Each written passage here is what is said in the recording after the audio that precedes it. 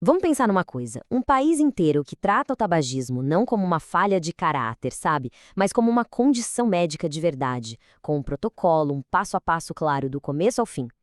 Hoje a gente vai mergulhar fundo no manual do Ministério da Saúde do Brasil, para entender direitinho como essa abordagem funciona na prática. E tudo começa com essa pergunta, que é fundamental. A forma como se responde a ela muda completamente o jogo, toda a abordagem do tratamento.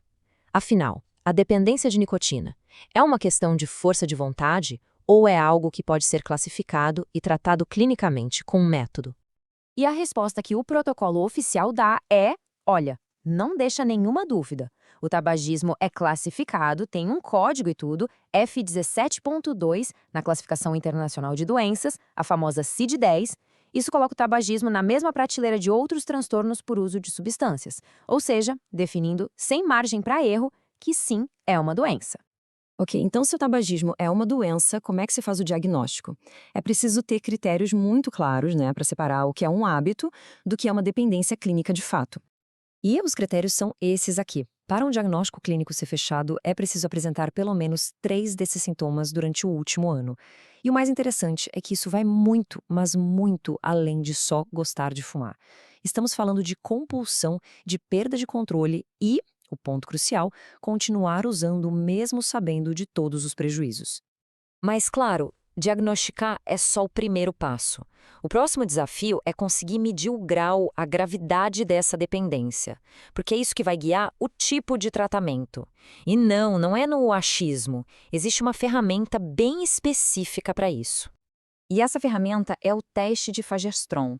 Pode parecer complicado à primeira vista, mas na verdade é uma série de 6 perguntas bem simples que conseguem quantificar a dependência física da nicotina. Cada resposta vale uma pontuação e a soma total é o que vai guiar todo o plano de tratamento.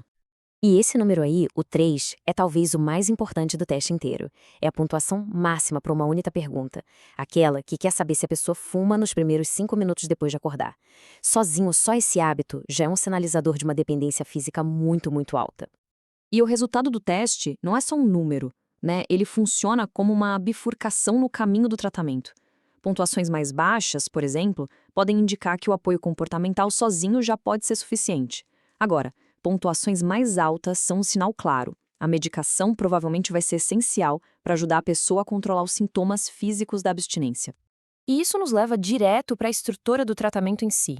O protocolo é todo construído em cima de 2 pilares, porque ele reconhece que a dependência atinge tanto a mente quanto o corpo.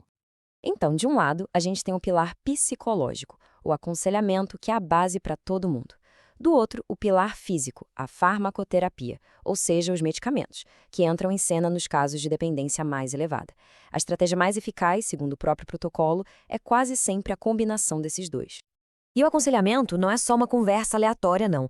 É um programa bem estruturado, geralmente com 4 sessões, uma por semana. A pessoa é guiada numa jornada mesmo, desde entender o próprio vício até lá na frente, conseguir celebrar os benefícios de uma vida sem o cigarro.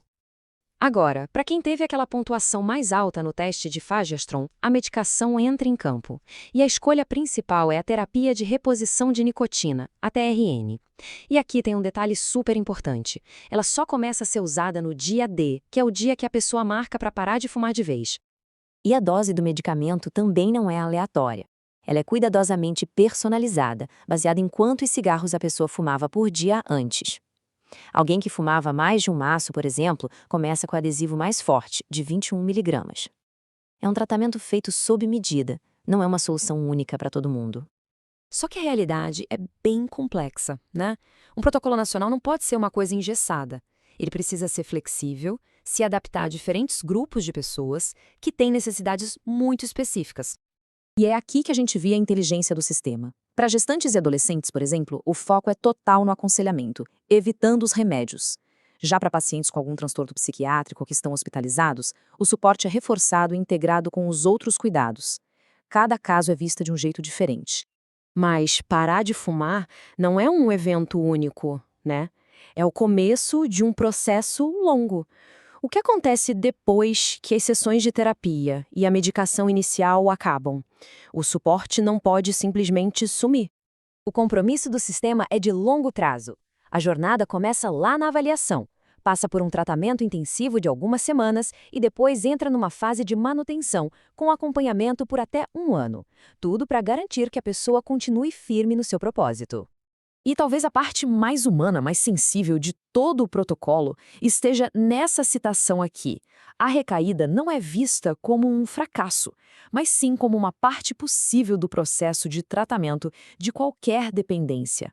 A mensagem é muito clara. A porta para tentar de novo está sempre, sempre aberta. Isso tudo nos deixa com essa reflexão final.